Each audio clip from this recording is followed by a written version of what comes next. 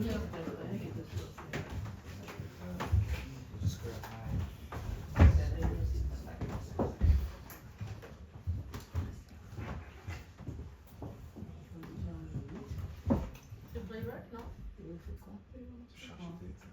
êtes Bah, non, non, je suis pas architecte, enfin, je suis assistant, on va dire. Je suis assistant, enfin, je suis architecte. Et junior, quoi. Ah, mais non, t'es diplômé. Ah oui, bien sûr, bien sûr. Où ici? Maintenant, je suis architecture studio. Non, mais diplômé en France. En France, oui, avec. Moi, je suis réalisatrice. Réalisatrice.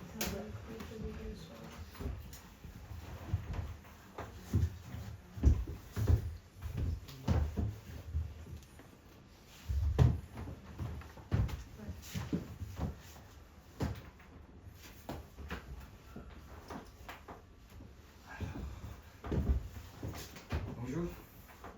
Bonjour. Donc, je vais commencer mon plaidoirie et je vais présenter mes membres du jury. Présidente du jury et présidente de Confluence au DELDEC, tuteur du diplôme Lionel Lemire et alumni de Confluence et activiste Gilles Frantis. Comme aussi architecte externe de Architecture Studio, Chanyeong Kwak, écrivaine et réalisatrice Marco Fournier. Je vous remercie pour venir.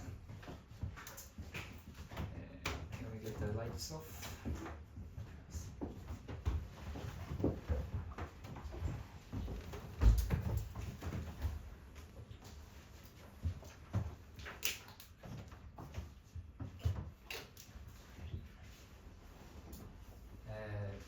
Je m'excusais pour mon français, mais si vous avez pas comprend pas, n'hésite pas à poser des questions. Ok. Montage 2, c'est le titre.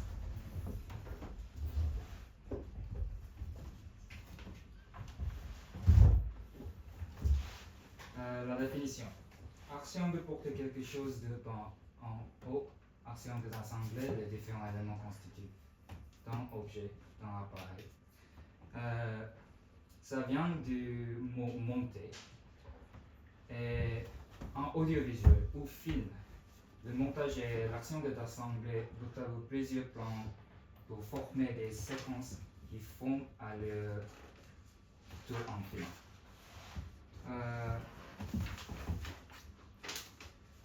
Le plan est l'unité créatrice d'un film. Il n'est pas juste une image, mais un outil qui permet de créer un espace et un temps imaginaire dans le récit en découpant l'espace et le temps à chaque nouveau plan ajouté. Deux choses que je veux assembler sur le plan, c'est architecture et film.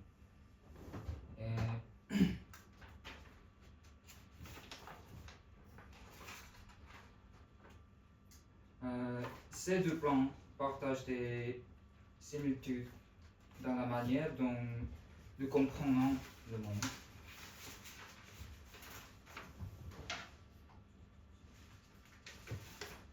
Et je crois que l'architecture et le cinéma partagent un lien profond. Les deux disciplines sont basées sur la composition visuelle, la narration spatiale et la création d'atmosphères pour transmettre des messages et des émotions aux spectateurs.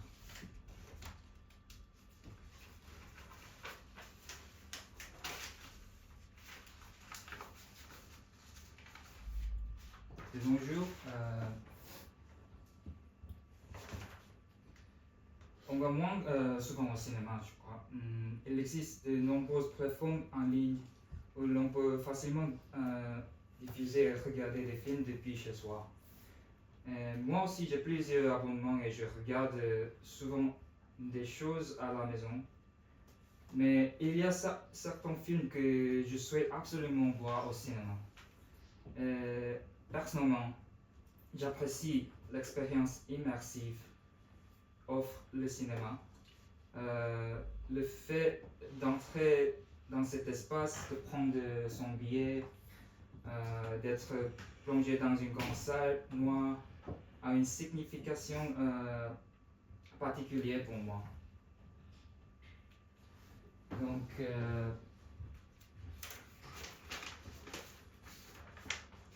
avant de plonger dans ma recherche, je voudrais j'aimerais partager de la faux foi de cinématographie.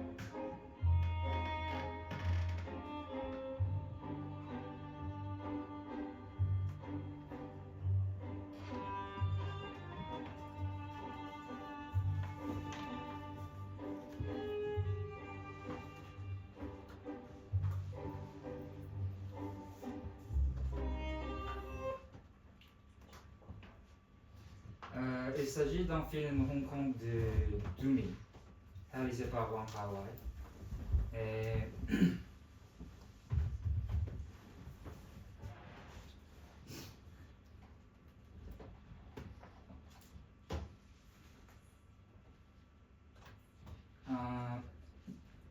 Même si vous ne connaissez pas tout le contexte ou l'intrigue,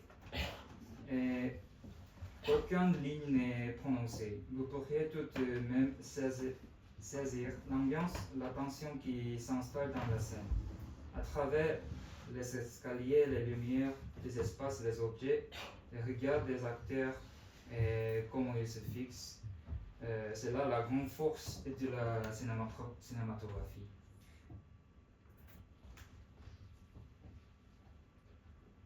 Problématique. Quand je parle de l'architecture, quoi que je fasse, une fois que cela devient une forme solide, ce n'est plus l'espace que je voulais attendre. Pour emporter la complexité de la conception démantelée et fragmentée, dès que ces processus sont visualisés et construits, l'espace se cristallise et ne bouge plus. Et je me posais d'autres questions que qu'est-ce qui met l'espace en mouvement?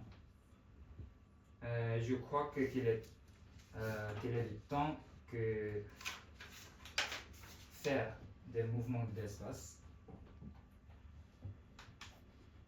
Et le film est un art du temps et de l'espace. Je vais souvent utiliser ces trois termes, cinématographie, audiovisuel ou film en mouvement. Donc je crois que le film capturait l'atmosphère et l'ambiance de l'espace de manière très objective et subjective à la fois. Parce qu'il y a toujours une intention lorsque vous prenez la caméra, c'est donc très subjectif. Mais la caméra ne ment jamais sur ce qu'elle voit, ce qui la rend très objectif en même temps. purpose.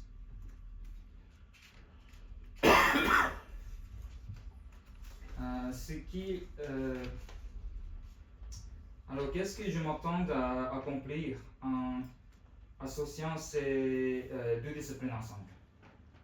Je souhaite que des expériences inexprimables puissent être traduites en architecture. L'atmosphère, la spiritualité, les couches invisibles de sens seront révélées. Cette pluie qui tombe dans le Panthéon n'est pas simplement un trop dans un dôme, c'est bien plus que cela.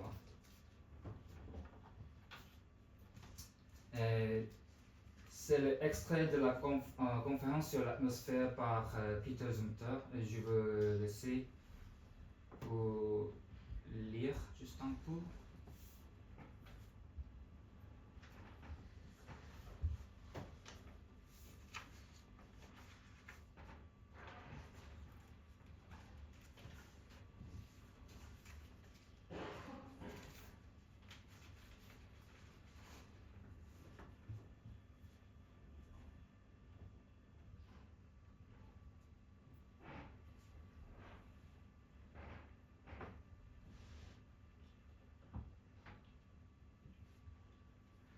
Donc, 7 paragraphes. C'est très intéressant parce que cette manière de voir le monde est profondément cinématographique. Il cherche à capturer cet instant et cet espace. Et c'est la même chose, c'est l'essence du cinéma aussi. Pour mieux vous faire comprendre ce que j'appelle la magie du réel. Je vous donne quelques exemples. Nostalgia par Andrei Tarkovsky.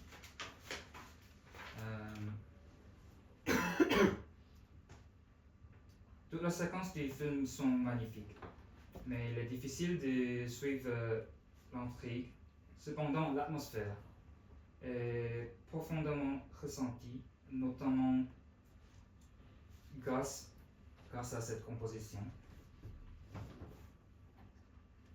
C'est la photo de l'Académie confucéenne, il s'appelle Gyeongsan Seon. Elle montre des coexistence de la nature et l'architecture.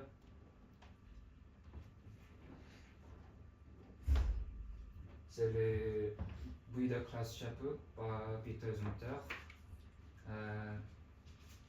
Il explique beaucoup de choses, mais pas de mots, je crois. Ce travail de Peter Zumthor me fait réfléchir à la spiritualité et à l'atmosphère qu'elle dégage.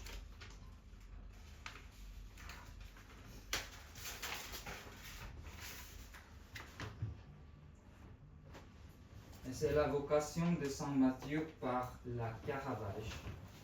Et je crois que ce n'est pas la scénographie dans l'action qui l'intéresse, mais l'arrêt sur image. Pour cela, il utilise la lumière, ce qui reflète cette tension entre l'image de Dieu et celle de l'homme. Mais tout est question de ponctuer le temps et l'espace. Ce tableau est particulier en étant ancêtre de la cinématographie. Research. Donc, il y avait déjà beaucoup de nombreuses études ont déjà abordé les relations entre le cinéma et l'architecture. Et bien sûr, Bernard Tschumi, Screenplay, il explore la relation entre les événements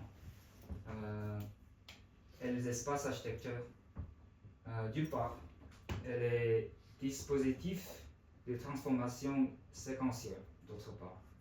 Mais je crois que cela touche toujours au domaine figuratif du cinéma et de l'architecture.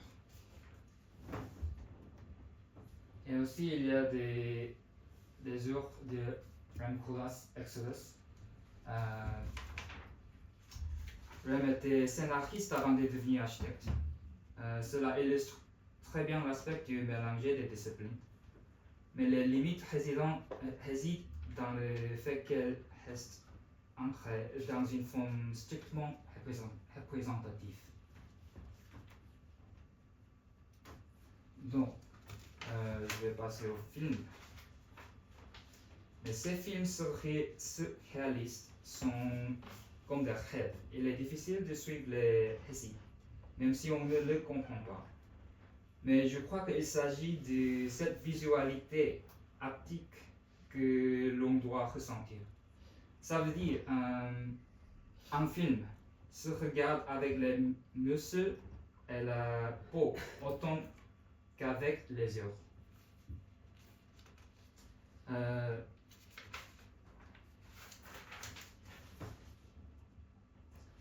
Premastasi par Matthew Barney.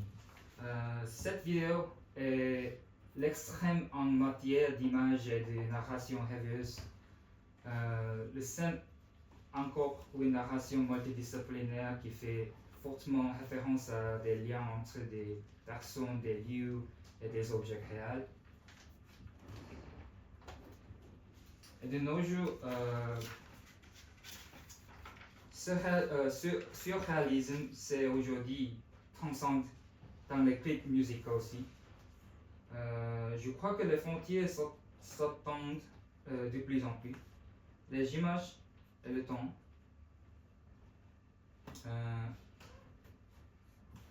Pardon. Ouais.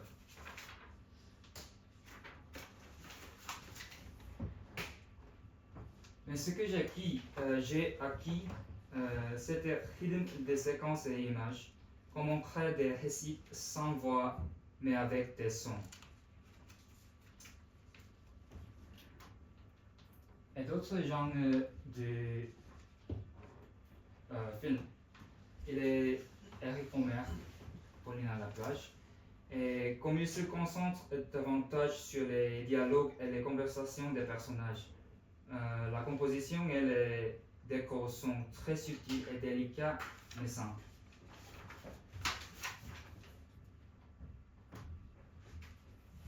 Les œuvres de Hong Sang-soo sont également très similaires à celles d'Eric Omer. Mais ce film en particulier a inspiré l'initiative de ce diplôme en fait. Tout le film se déroule dans un seul bâtiment et le protagoniste se déplace vers le toit au fur et à mesure que les événements se déroulent. Les simples récits d'interaction humaine dans un bâtiment ordinaire font prospérer à la fois l'architecture et le cinéma. Il n'y a pas de grand message ou signification dans ces films. Il s'agit simplement de l'atmosphère qu'il aime créer et transmettre.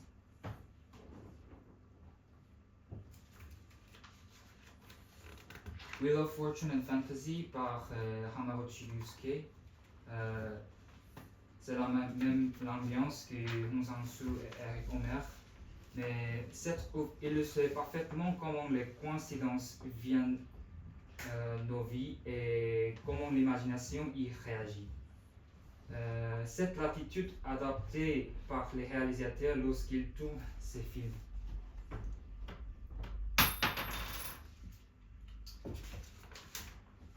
Et ces réalisateurs partagent de nombreuses similitudes, mais chacun a sa propre manière de créer son atmosphère unique. La répétition et les différences sont clairement visibles entre eux, ainsi que dans les filmographies de chaque réalisateur. Il laisse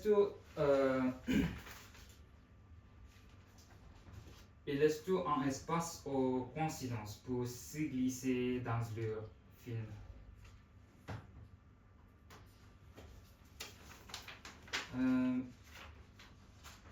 Un documentaire architectural très bien orienté réalisé par Becca et moi. Il ne surcharge pas le documentaire en ponctuant trop l'architecture, mais le fond d'une manière sobre et claire. Cela permet de montrer les interactions humaines avec l'espace d'une manière plus riche que les photos ou les rendus de la maison.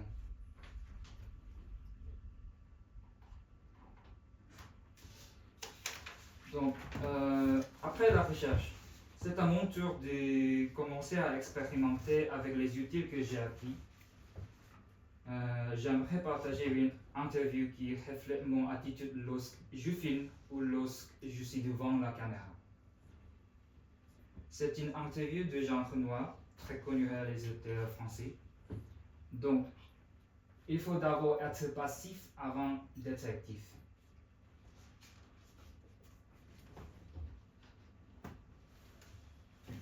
Et il y a extrait des notes sur la cinématographie par Aubert Poisson.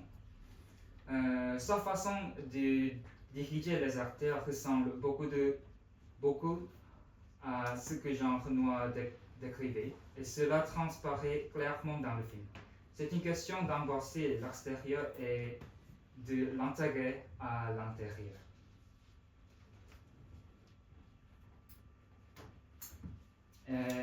Moi, j'ai aussi joué sur les films, et d'après mon expérience en tant qu'acteur, c'est ainsi que les architectes cherchent à ressentir et à exprimer l'espace. Les acteurs traduisent par le jeu, les architectes par leur main.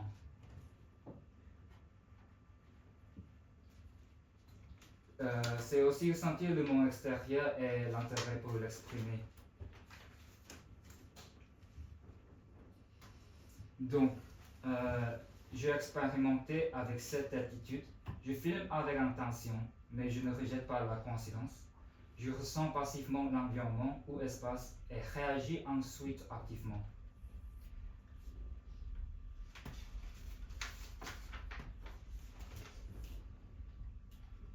Expériment. Cette vidéo, c'est le premier montage expérimental avec le mouvement de caméra.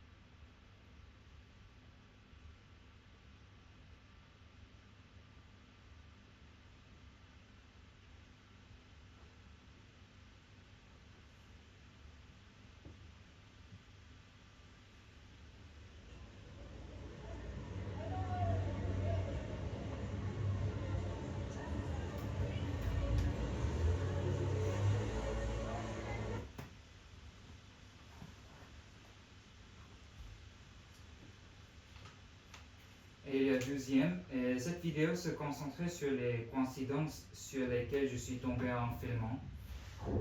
Chaque vidéo a été filmée sans aucune réflexion relationnelle. J'ai juste trouvé les relations par hasard.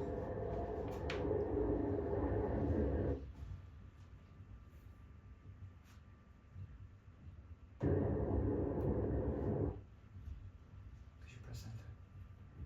Enter. Suppose.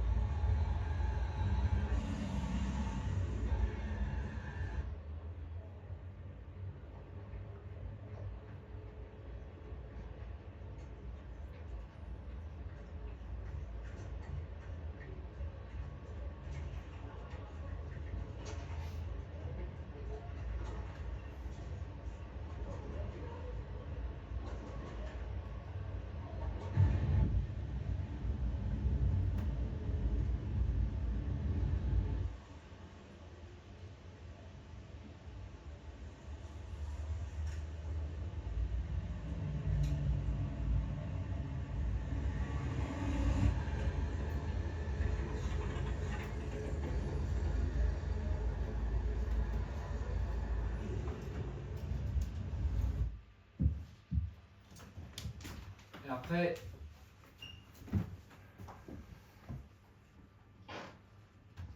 cette expérience, je fais je n'ai pas inventé, mais je trouvais le cycle. Ce cycle repose sur la répétition et les différences. Je ressens l'espace est filmé avec intention, tout en laissant les coïncidences s'inviter. De la vidéo, j'extrais mes sensations que je traduis en écrit, dessin et maquette architecture. Et après, en refilmant ces pratiques architecturales, j'ajoute ou retire des couches. Ceci marque mon voyage vers la découverte d'un nouveau langage entre le cinéma et l'architecture.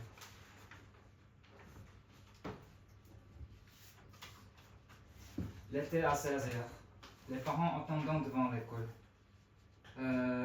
C'était une fois a été la première, juste après le tournage.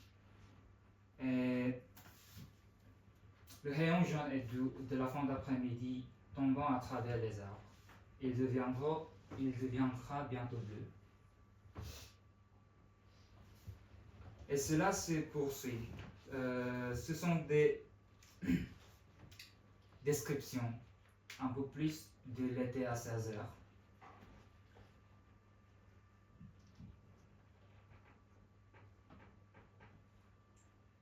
Je vous laisse polir.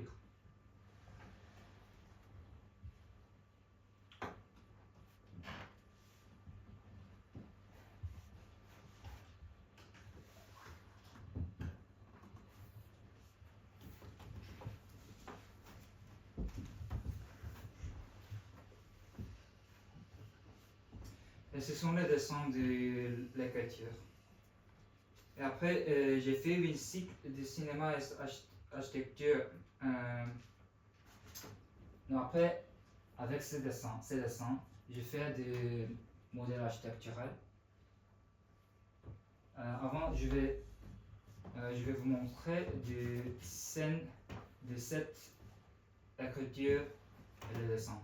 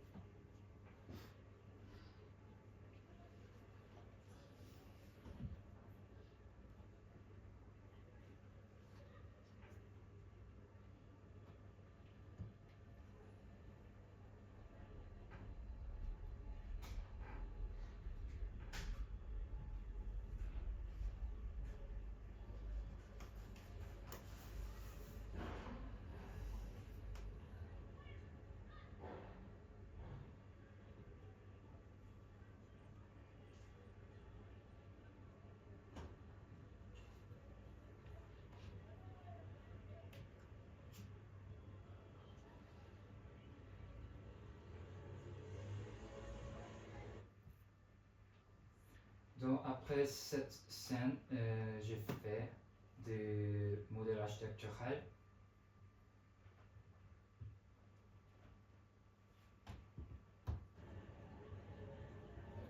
Open the front.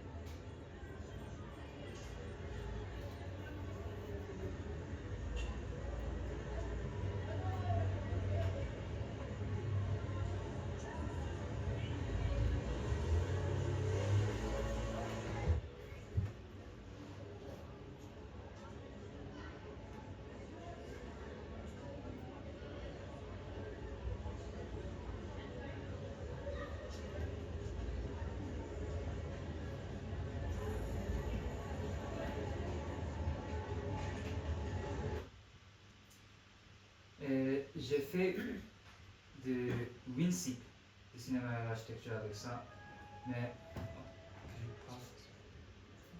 que je pause.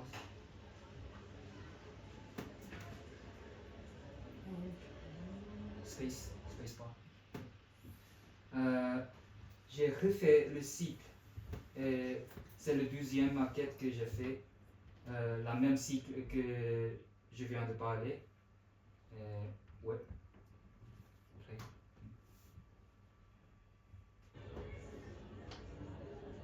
Frustrant.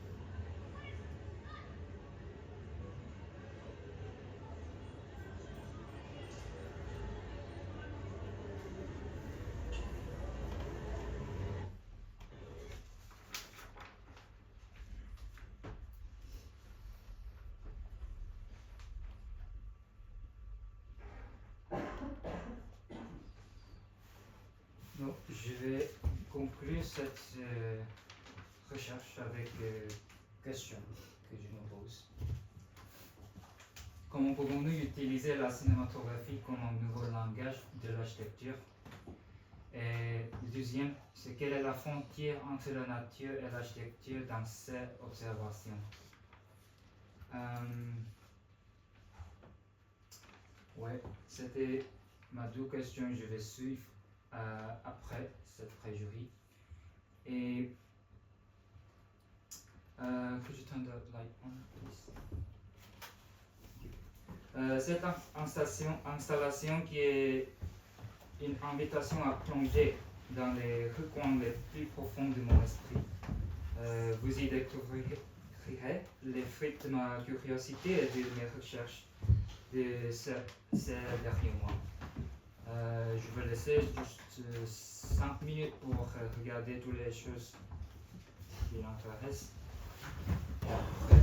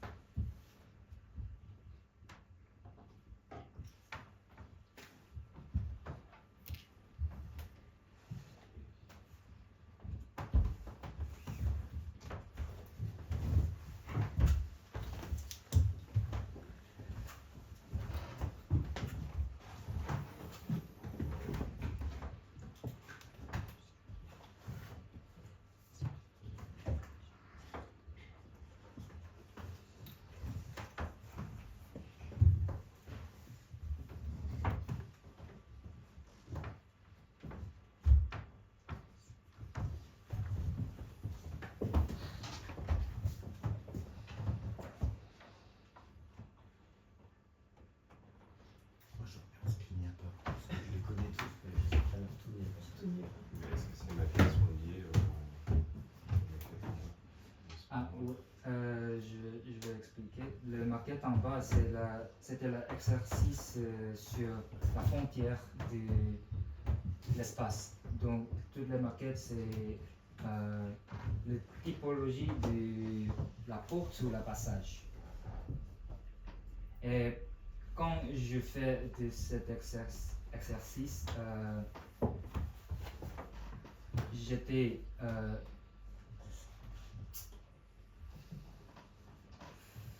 ressentir, non, me souviens de toutes mes expériences pour refaire de l'architecture typologie.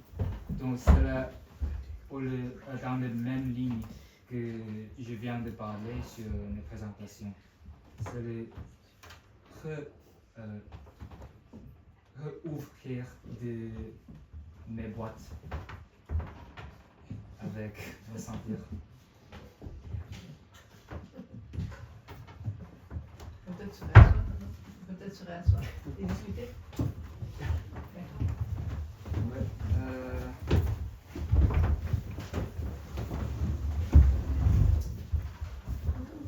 Pendant du jury, je vais vous donner la parole.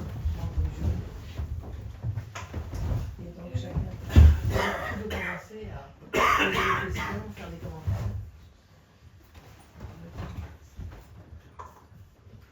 Moi je prends. Alors je vais commencer par dire que je ne connais vraiment pas ce cinéma. Je regarde pas les films.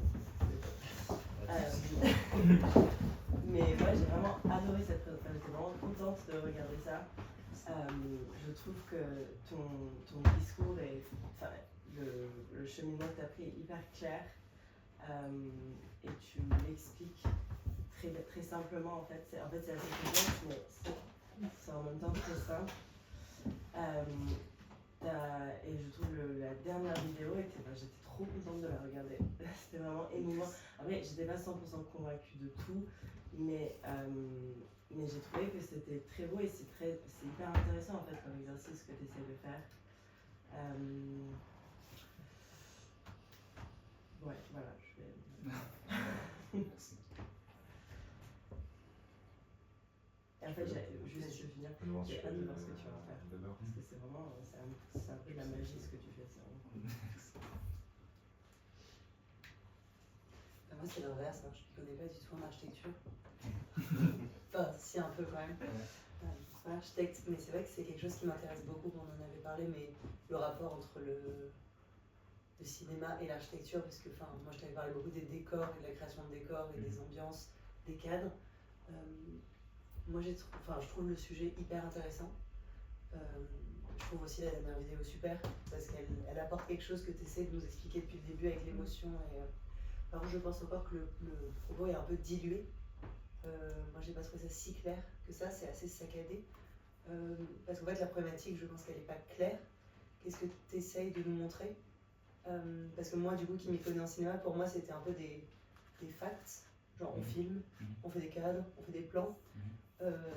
Et c'est vrai que du coup, il y avait moins d'infos sur l'architecture, où là, moi, j'aurais aimé avoir de l'info et ça a peut-être déséquilibré. Mais je pense que tu as soulevé un truc hyper intéressant au début, qui est la similitude à la fois dans les mots utilisés, les plans, tu vois, tous les mots que tu as utilisés, la similitude non seulement sémantique dans les mots, mais aussi dans les objectifs. Et je pense que ça mériterait presque bêtement, tu vois, un tableau montré un parallélisme énorme entre qu'est-ce que le cinéma cherche à faire et qu'est-ce que l'architecture cherche à faire. Je veux pas prêter des fausses intentions à l'architecture, mais je pense que c'est effectivement de passer une émotion, pour, on va dire, ceux qui se rapprochent le plus d'une volonté artistique. Hein. Il y a comme des films commerciaux, il y a de l'architecture commerciale aussi, je pense. Mais moi, ça m'aurait intéressé de voir la question de l'appropriation. Tu l'as survolé un moment, tu vois, parce que c'est ça le regard en fait. Au-delà de la caméra, c'est comment les gens s'approprient l'espace qui a été créé sur la base d'autres idées. C'est-à-dire que tu penses que les gens vont ressentir ça, mais est-ce que les gens, une fois qu'ils sont dans ton espace, ils vont vraiment se l'approprier comme ça? Est-ce qu'ils vont vraiment le regarder comme ça? Ce que tu as fait un peu à la fin. Je ne sais pas si je comprends bien, mais donc à la fin, je crois que je voudrais trouver un nouveau langage de cinéma et l'architecture. Donc c'est comme le cycle de an egg and a chicken. It's like a repetitive cycle. So either cinema can be the first thing to make the architecture, and other way, the architecture can be the starting point to make the cinema. So, but since I'm an architecture student, I think at the end I would love to just present a cinema. Yes. That was an answer. Yeah, it's just that I think this should come first in your presentation, this cycle, because this is your hypothesis. This is where we are starting from, not at the end, because it's facts all along at the beginning. But I know you have the subject and I know you're on the right path. But I think it's just a matter of structure in your presentation. And then you will be able to go deeper in what are the real connection between the two, I think. Yeah, that's it. Moi, en tant que vraiment personne extérieure, troisième personne que je connaissais pas du tout ton projet, j'ai lu juste l'extrait que tu m'as envoyé. C'est vrai que le sujet est très très intéressant parce que même quand j'ai entendu le cinéma et l'architecture, en fait, ils partagent plein de choses. Et j'étais très content de voir ta présentation. Mais aussi, c'est vrai que pour moi, c'était peut-être, comme je suis architecte, j'ai besoin d'une idée un peu concrète. Donc, ok, d'accord, tu as énormément d'outils clairs, mais comment on peut explorer, comment on peut utiliser, mais comment on peut s'approprier à l'architecture. Donc quand j'ai vu les maquettes, moi je crois que c'était pas dans le projet, je crois que c'était quelqu'un d'autre. Et quand j'ai vu les maquettes, c'était le contraire. Moi j'étais très content. Pas le film, dernier film, mais quand j'ai vu la maquette, j'étais très content. Mais je voulais savoir un peu plus. Qu'est-ce que ça apporte en architecture. Et pour moi aussi, quand tu dis ils partagent en un même langage le cinéma et l'architecture, et aussi pour moi c'est par exemple la transition. Ça, je pense que pour moi c'est très important aussi quand tu as parlé de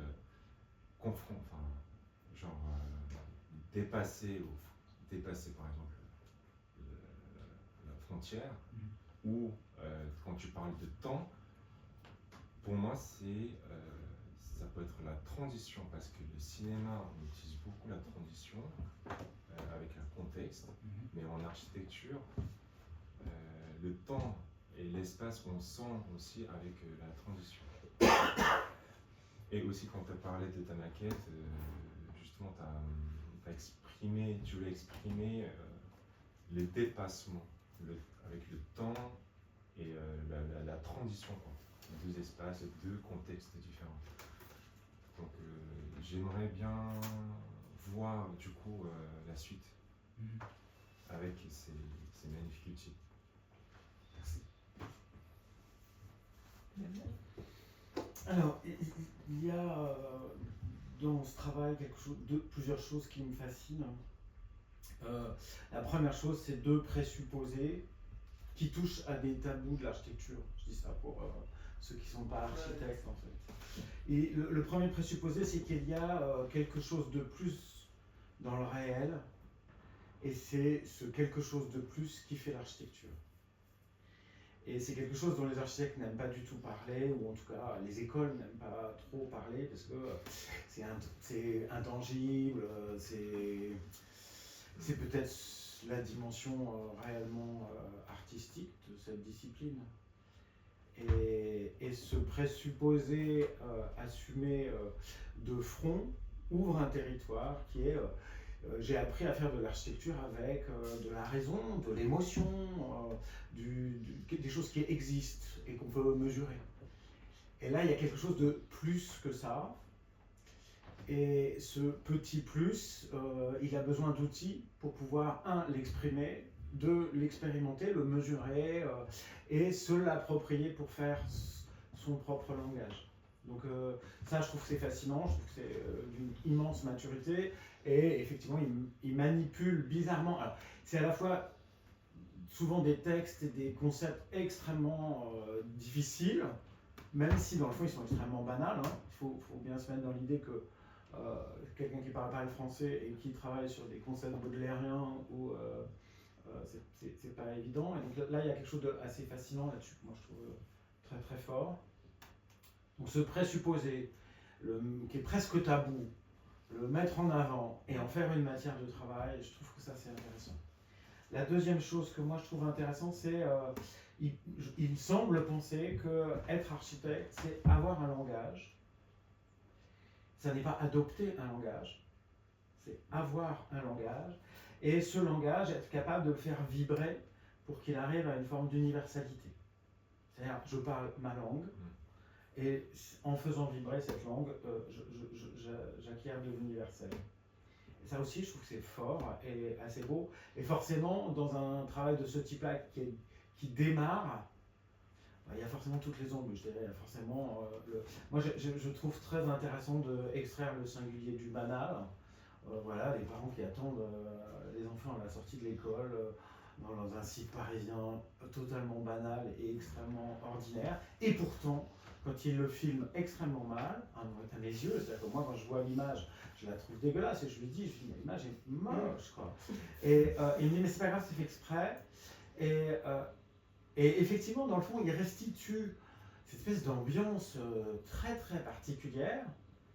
Et si cette ambiance devient la matière pour faire de l'espace, c'est-à-dire plus de la fonction, plus de la forme, etc., mais trouver cette ambiance, comment est-ce que je peux faire? Et donc, voilà, on a tous les échecs les uns après les autres. Alors, voilà, il y a des choses qui sont très, très, très, très jolies là-dedans, qui marchent très bien, qui marchent très bien dans plein, plein de diplômes.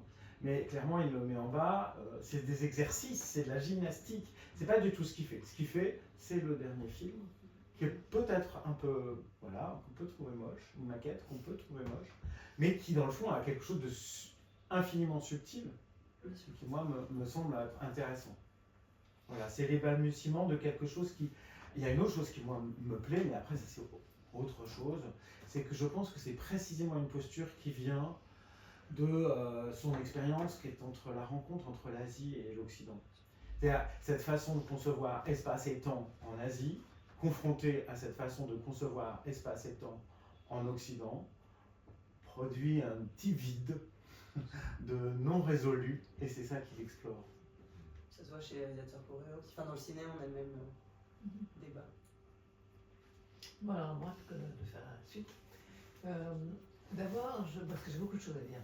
Et parce que ce sujet est un sujet qui m'a toujours passionné. Le rapport entre le cinéma et l'architecture, et j'ai beaucoup réfléchi là-dessus.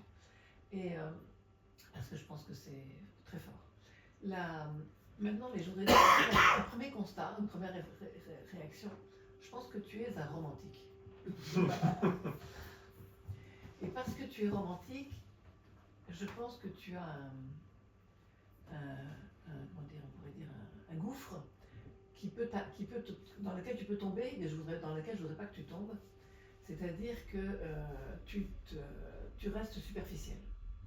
Parce que le romantisme a tendance à te laisser superficiel sur les choses, sans vraiment aller au fond des problèmes.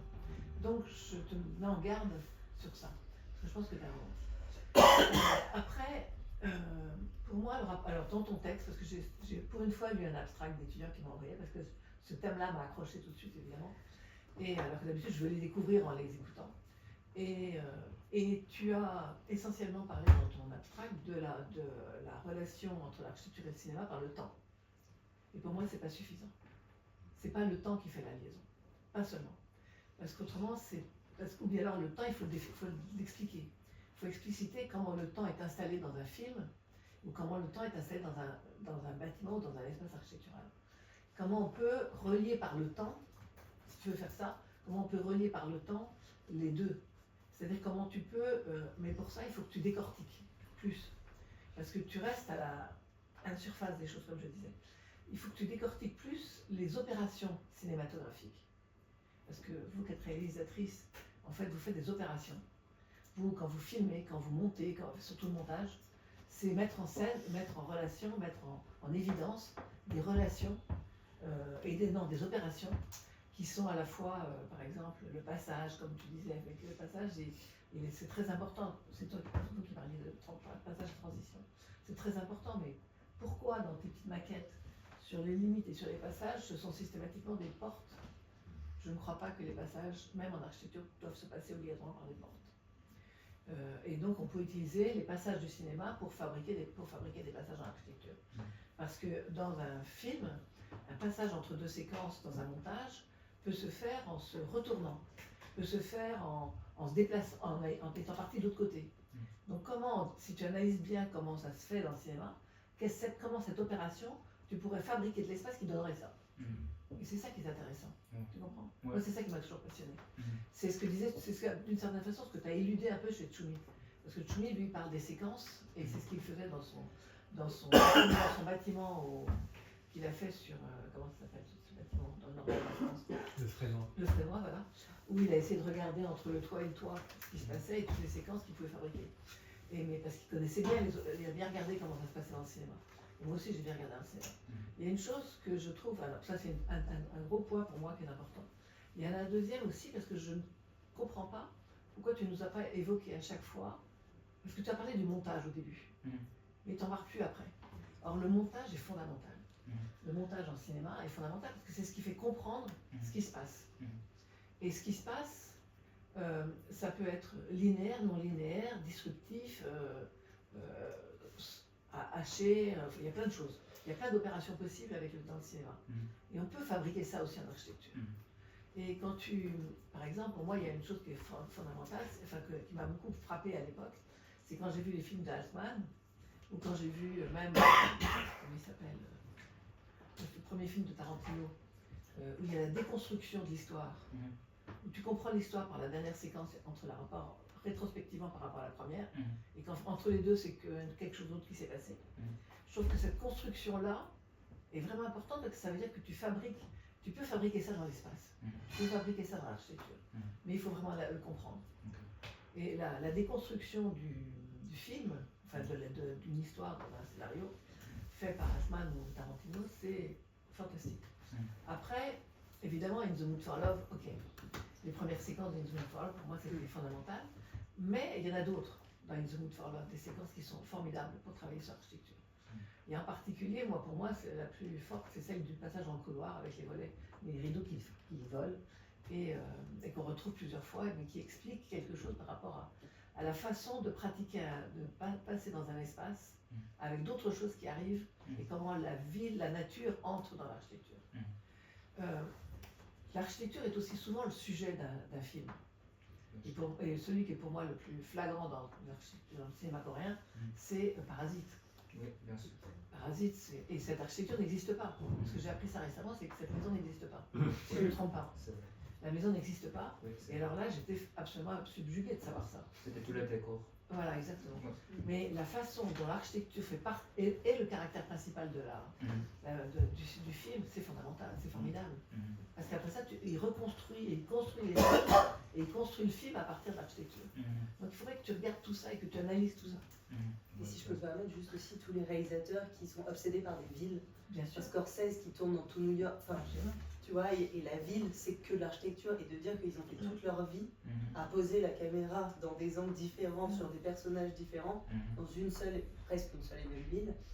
Et tous les films, moi je pensais à Hiroshima, mon amour, Bien sûr.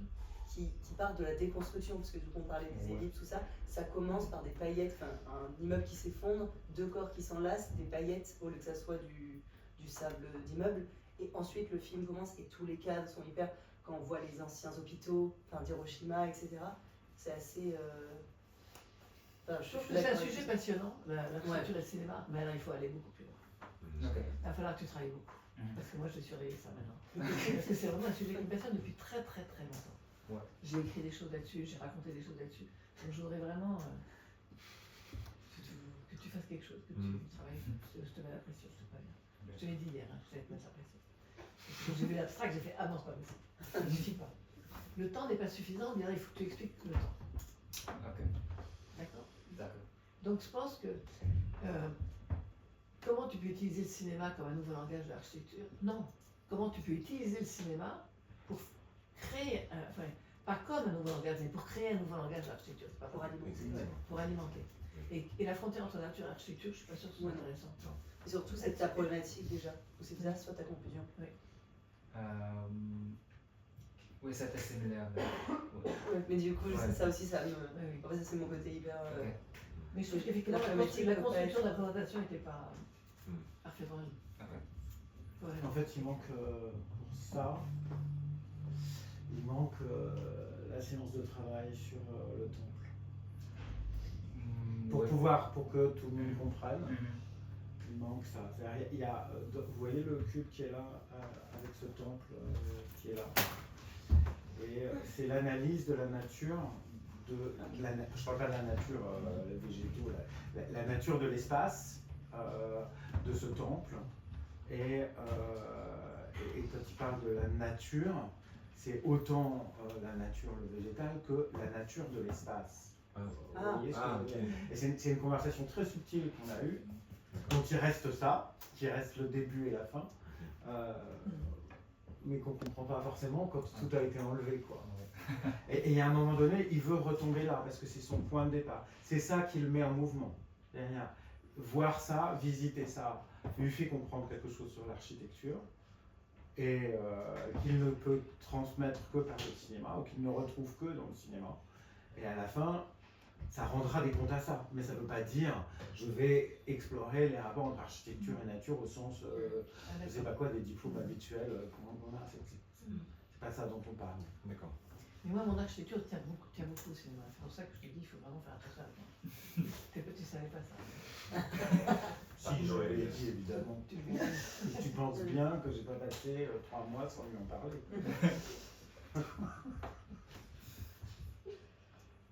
Voilà.